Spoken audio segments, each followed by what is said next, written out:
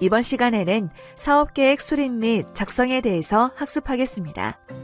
이를 통해 여러분은 사업계획 수립 및 작성의 4가지 요소에 대해 설명할 수 있습니다. 이번 시간에는 사업계획서의 개념 및 필요성 2번째 시간으로 먼저 창업을 준비하고 실행 과정에서의 사업계획의 필요성에 대해서 말씀드리도록 하겠습니다. 화면에 보시는 바와 같이 사업계획을 수립한 과정에서 우리가 창업의 준비 및 실행 과정을 보면 사업화 준비 과정과 사업화 개발 과정, 마지막으로 사업화 실현 과정으로 나눌 수 있으며 사업화 준비 과정에서는 특히 역량 분석과 경쟁 분석을 통해서 사업화 준비를 진행하며 사업화 개발에서는 고객 개발이나 제품이나 서비스 개발을 통해서 사업화 준비를 하며 마지막으로 우리가 사업화 실현에서는 매출 실현과 역량 강화를 통해서 사업화 실현을 구체적이고 현실적으로 하게 되는데 이 모든 과정에서 이러한 사업계획서가 필요하게 되는 것입니다.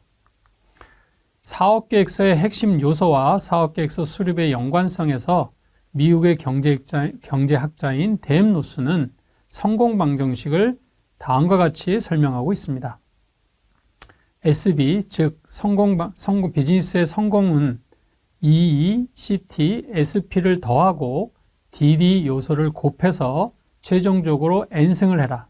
이렇게 성공 방정식을 설명하고 있습니다. 여기서 EE, CT, SP의 3가지 요소를 Possibility of Success, 성공 가능성이라고 얘기하고요. 그 다음에 DD는 Directional Drive, 즉 창업에서 성공하고자 하는 사업을 성공시키고자 할 만한 그런 의지, 열정 이런 내용들이라고 볼 수 있고요. 마지막 N 팩터는 The Breaks라고 하는 분석 능력으로서 환경 분석이라든지 시장 분석, 고객 분석 혹은 시기, 그 다음에 기회 등을 다 분석을 통해서 잘 준비하고 활용해야 된다. 이렇게 얘기하고 있습니다. 자, 또한 이러한 벤처기업의 실패 사례에서 사업계획서의 연관성을 설명드리면 벤처기업이 실패하는 사례를 보니까 가장 많은 포션을 차지하는 내용이 시장이 원하지 않은 제품이나 서비스를 만들어서 창업을 했다. 혹은 자금이 부족하다. 혹은 팀원 구성에 문제가 있다. 그 다음에 경쟁에 뒤지거나 그 다음에 비즈니스 모델이 문제거나 마케팅 부재거나 그 다음에 타이밍이 문제거나 이런 여러 가지의 문제들이 있는데 이 모든 것들이 사실은 사업계획서 수립과 그 다음에 작성의 부족함, 부재에서 온다고 할 수 있겠습니다. 이러한 사업계획서 수립과 작성을 하는 전체 로드맵에 대해서 설명을 드려보면 맨 처음에는 창업하고자 하는 창업 아이템, 즉 사업명을 도출하게 됩니다. 이때는 확정된, 검증된 사업명, 사업 아이템이 아닌 가설적인 내용이라고 볼 수 있겠습니다.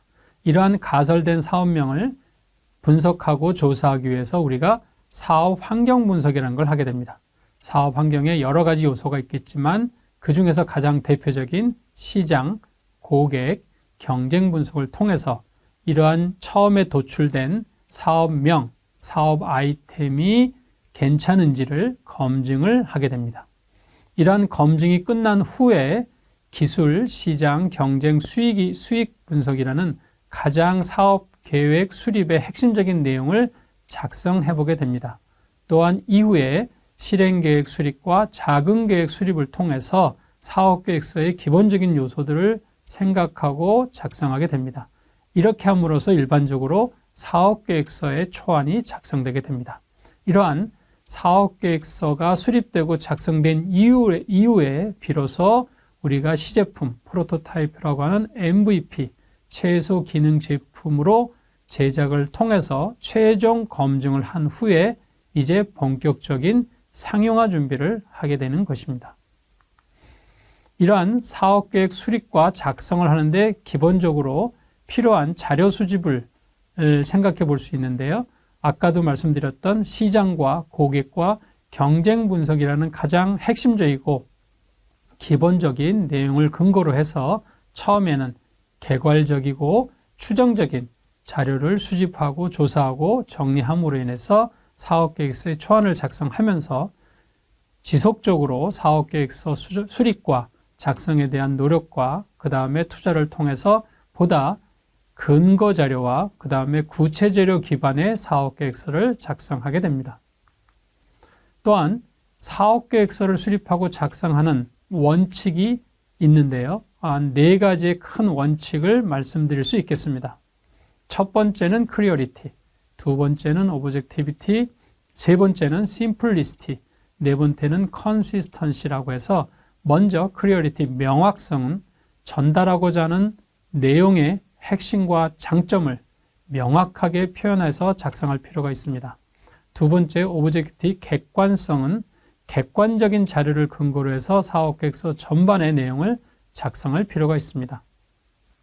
세 번째, 심플리시티, 간단 명료하라는 내용인데요. 기술적 전문가가 아닌 일반인이 쉽게 이해할 수 있을 정도로 내용을 보다 단순하고 평이하게 작성할 필요가 있겠다. 마지막으로 컨시스턴시는 일관성입니다. 전체 사업계획서가 10장이든 20장이든 전체 내용 중에 문체나 어구의 일관성 및 지각적 통일성을 유지하면서 작성할 필요가 있다. 이 4가지의 원칙에 입각해서 여러분들은 사업계획서를 수립하고 작성할 필요가 있다고 말씀드릴 수 있겠습니다. 자, 이러한 사업계획을 검증하는 과정에서 사업의 자원 관점에서의 검증 4단계가 있고요. 다음에는 그 사업의 시장이나 고객 관점에서의 검증 과정이 있는데 먼저 사업의 자원 관점에서의 사업계획을 검증하는 과정에 대해서 말씀드려 보겠습니다. 첫 번째 1단계는요. 창업자나 창업팀의 적합성 검증을 통해서 새로운 창업 아이템이 창업자나 창업팀의 적성에 맞는지를 확인하는 것이고요. 두 번째 2단계에서는 창업 아이템의 참신성 검증을 통해서 시장과 고객에서 기존에 없는 새로운 가치를 제공할 수 있는지를 생각해 보는 것입니다. 세 번째 3단계에서는 자원의 확보 가능성 검증을 통해서 아이템을 개발하기 위해 기술, 인력, 자금 등 내부 및 외부 자원을 확보할 수 있는가를 생각해 보고 마지막 4단계에서는 사업의 성장성 검증 내용으로서 팀 아이템, 창업자 아이템이 속한 사업 영역의 성장성은 어느 정도인지를 검증할 필요가 있겠습니다. 두 번째 검증 과정에서는 사업의 시장이나 고객 관점에서 검증하는 내용인데요. 여기도 똑같이 4단계로 나눠볼 수 있습니다. 먼저 첫 번째 단계에서는 구매 효용성의 검증 단계로서 새로운 아이템이 고객에게 효용성을 제공하는지 묻는 것이고, 두 번째 단계에서는 전략적 가격 책정 단계로서 책정된 제품이나 서비스의 가격을 시장이나 고객이 쉽게 받아들일 수 있는 그런 가격 책정이 되어 있는지를 확인하는 것입니다. 3단계에서는 목표 비용 설정 단계로서 이익을 낼 수 있는 비용 목표 달성이 가능한지도 검증할 필요가 있습니다. 마지막 4단계 도입 장애 극복 단계에서는 사업화 장애 요소는 무엇이고 이것이 중요하게 취급되는지를 확인할 필요가 있다고 볼 수 있겠습니다. 또한 사업계획을 작성함에 있어서 그러한 초기 사업계획 수립 및 작성이 계획대로 되지 않았다는 것을 알았을 때 포기하지 말고 사업계획서의 내용을 일부 수정하거나 재구성하면 되는데요. 이것을 우리가 창업에서는 사업 아이템 혹은 사업 전환, 그래서 피벗 과정이라고 얘기를 합니다. 이 피벗 과정은 크게 대상 요인이 5가지 정도로 생각해 볼 수 있는데요. 첫 번째는 그 창업 아이템에 관련된 고객의 문제나 니즈를 바꿔보는 그런 피벗 과정이 있을 수 있고요. 두 번째는 표적 대상으로 하는 시장을 바꿔보는 그런 또 전환이 있을 수 있습니다. 세 번째는 처음에 생각한 제품이나 서비스인 사업명, 사업 아이템을 바꿔보는 그런 구성도 해볼 수 있고요. 네 번째는 그러한 제품이나 서비스의 핵심적인 기술이나 기능들을 바꿔보는 전환하는 그런 내용, 마지막으로 그 사업 아이템이 추구하는 수익 모델, 수익원이라도 수익 방식을 바꿔보는 그러한 5가지의 전환 과정을 통해서 우리가 사업 계획을 수정하거나 보완할 그 필요가 있다고 봅니다. 자, 그러면 이번에는 이러한 사업 계획서를 이제 나중에 제가 설명드리겠지만 일반적인 사업 계획서나 혹은 정부 지원, 지자체 지원 사업 계획서 등 모든 사업 계획서에 필히 들어가는 그런 수립과 작성의 4가지의 핵심 요소에 대한 내용을 간단히 설명드려 보도록 하겠습니다. 그 핵심 요소에는 크게 4가지 말씀드렸는데 기술성, 시장성, 경쟁성, 수익성의 요소 내용이 있다고 볼 수 있습니다. 여기서 기술성은 창업자의 사업 내용에 따라서 제품성이나 서비스성으로 이해해서 설명하셔도 좋습니다.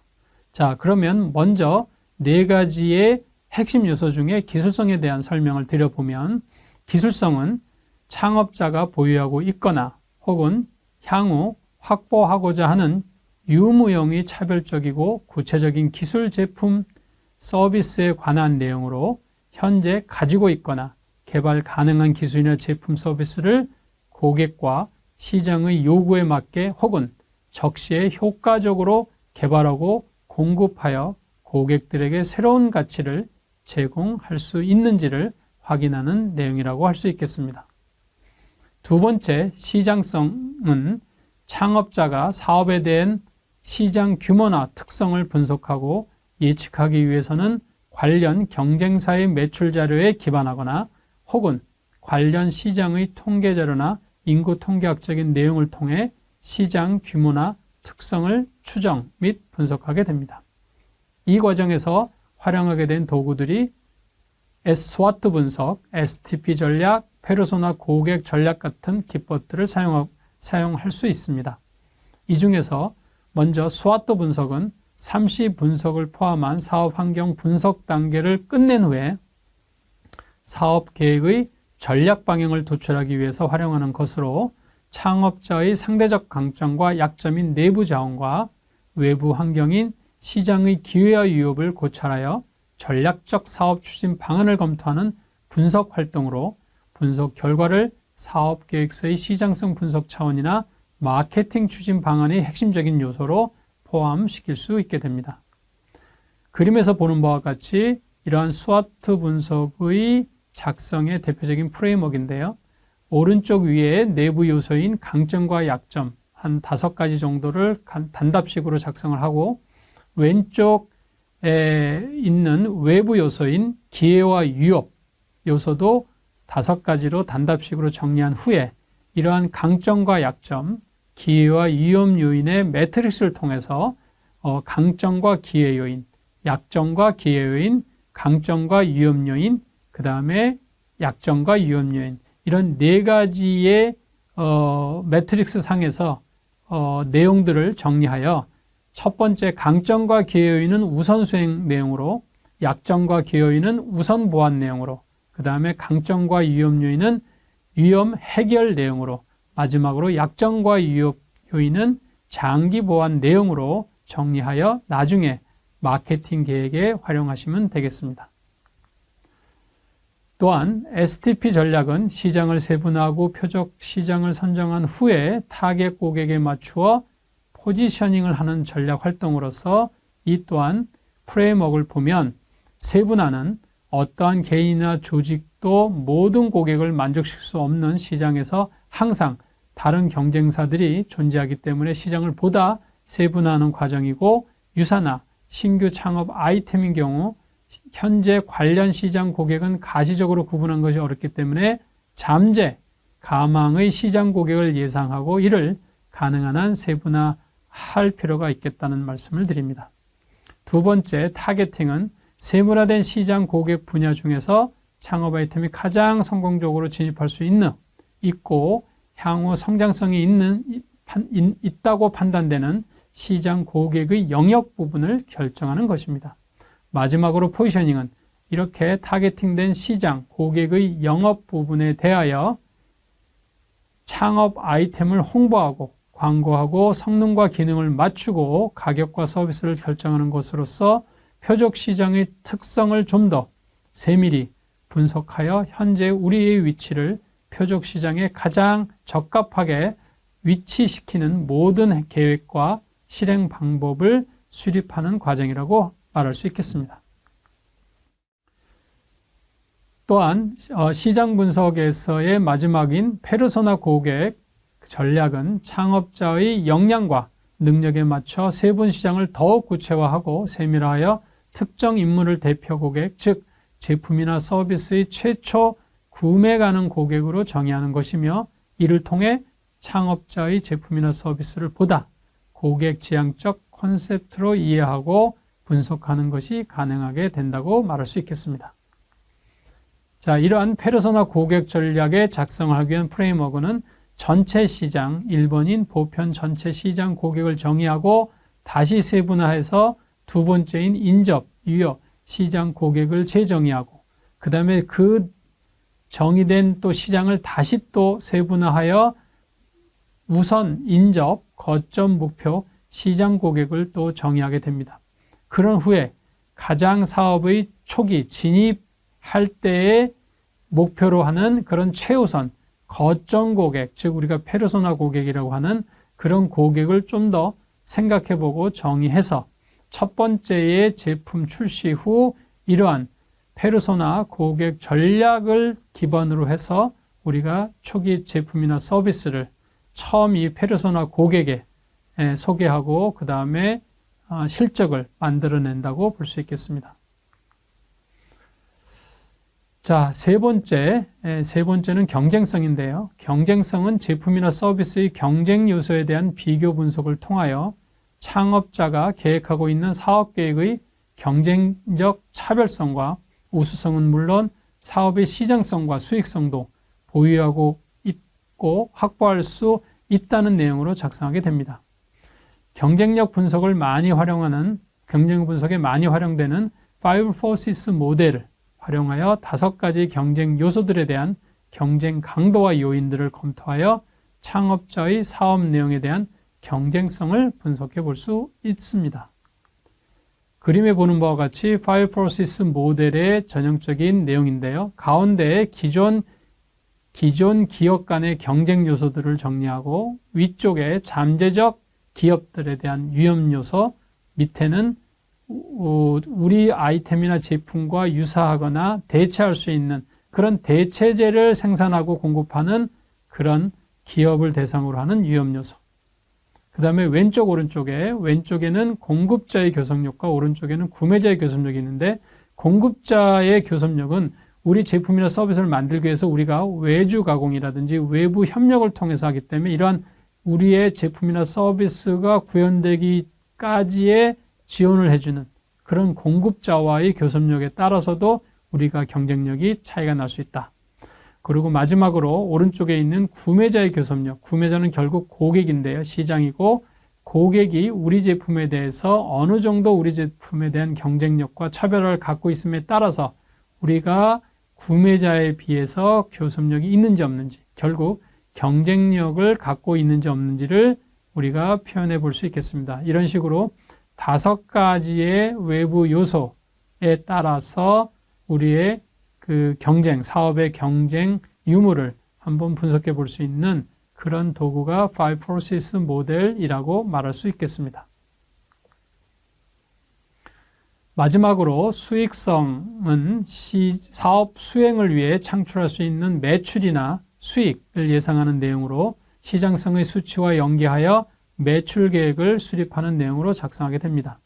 창업자가 창업 초기에 사업 실적을 예상하고 수익성을 검토하기 위해서 기본적이고 간단한 추정 손익 계산서 양식이라는 것을 활용해서 작성하게 됩니다. 이러한 추정 손익 계산서의 양식 작성의 프레임워크를 간단히 설명드리면, 3개년도의 연도를 정한 후에 추정 손익 계산서의 가장 핵심 내용인 매출액, 매출원가, 매출이익, 판매 관리비, 영업이익. 결국은 매출액은 수입이고요. 매출 원가와 판매 관리비는 비용입니다. 그래서 수익과에서 비용을 빼면 이익이 남죠. 그래서 여러분들도 이렇게 매출액에서부터 영업이익까지, 그 다음에 사업 원년에서 3년간의 내용으로 이런 표에 맞춰서 여러분 수치를 예측해서 작성해 볼 수 있겠습니다. 또한 이러한 금액을 작성하는데 참고하시라고 비율적인 내용도 옆에다 뒀기 때문에 이제 1차년도 예상하고 2차년도, 3차년도는 이 비율에 따라서 매출액과 영업이익을 추정해 볼 수 있게 됩니다.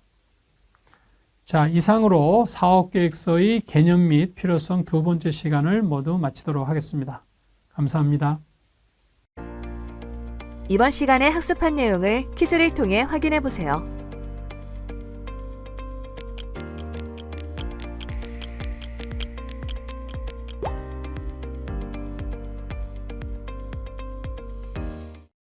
이번 시간에 학습한 내용을 정리해 보세요.